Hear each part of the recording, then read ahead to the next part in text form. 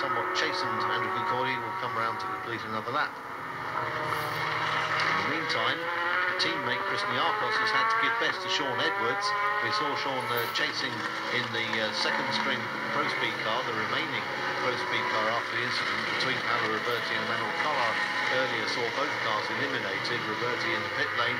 Here is Sean Edwards in the black, white and yellow Pro Speed car. Rudy Bender's Belgian team running two cars throughout the championship. First time Sean Edwards has been aboard this one with Marco Holzer, and a very profitable partnership it's been thus far. They are well, best part of a lap, aren't they, behind Wielander. It'll be interesting to see where that gap comes down to. It was 48 seconds last time they went across the start-finish line. So Chris Niarchos has had a little spin, and that may be why Sean Edwards got past, but he's lost some other places as well. Here comes the crossing of the beam that will tell us what happens between Wielander and Sean Edwards. 46. There's a couple of seconds. Yep, got a way to go, mind you, and the big advantage, I suppose, is that Wielander's car is carrying the extra ballast this weekend, which the Porsche here isn't. Sean Edwards clearly showing his true colours. Here is the class leader, Tony Wielander, who are extolling his virtues in wet conditions, and he's not disappointed.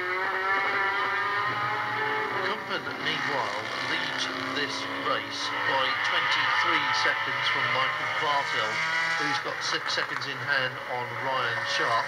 And at the moment, this is looking good for AF Corse and Wielander and Bruni, defending champions, yet to win a race in the third round, and they might just do it here because this thing is looking fairly solid, and it's in, as we have said before, pretty safe hands. Yes, both Wielander and Bruni know how to look after the car. Wielander very good in the wet indeed. Jeremy Bruni great on a heavy car, and this is a heavy car carrying 65 kilos of ballast, 50 of those as a penalty for having 2 professional drivers aboard, and 15 for the results they have achieved so far. Conditions, jumping the curbs. Fred Macavici, always exciting in an Aston Martin, and obviously he's not bothered by the weather, and on the move as well. And by dint of staying out of trouble as much as anything else, Richard, the Aston has made its way up to 3rd in class. We saw, well, we didn't see, we heard Chris Niarchos was having a little moment and had lost the 3rd place, which he'd already had to cede to Sean Edwards. Here we are on board with Fred Macavici. Now, he knows his way around an Aston Martin, both in GT3 and GT2 trim, and is a great driver to watch. Ryan Sharp is coming to pass him, as indeed is Miguel Ramos, but gets separated again, so any thoughts that Ramos might have had of stealthing back up onto the back of the Celine in Ryan Sharp's hands has come to naught. He does make his way past under the bridge at start-finish.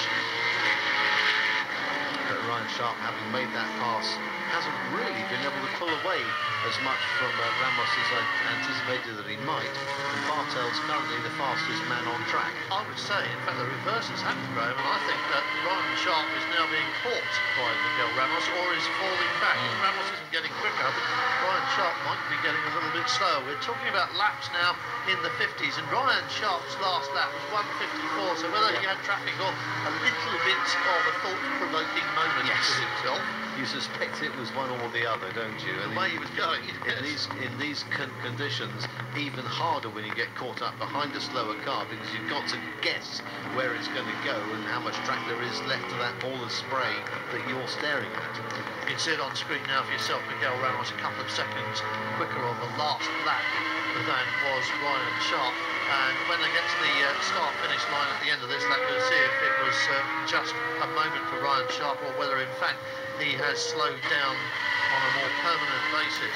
Miguel Ramos, of course, was in the car only for a short time when he was jumped on by Ryan Sharp. He may well have now got himself into the groove. You do have to get yourself very much into the rhythm and the routine of driving in these conditions, and what seems like an impossible nightmare on your first lap out of the pits. After about 5 laps, you know what's going on and what you can do and what you can't. It gets a little bit easier, but it still requires all of your attention and every little bit of skill you can find in your racing.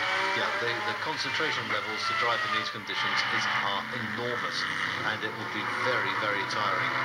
Here's the Nissan Motorsports GTR and a very squirrely CRS Ferrari up ahead.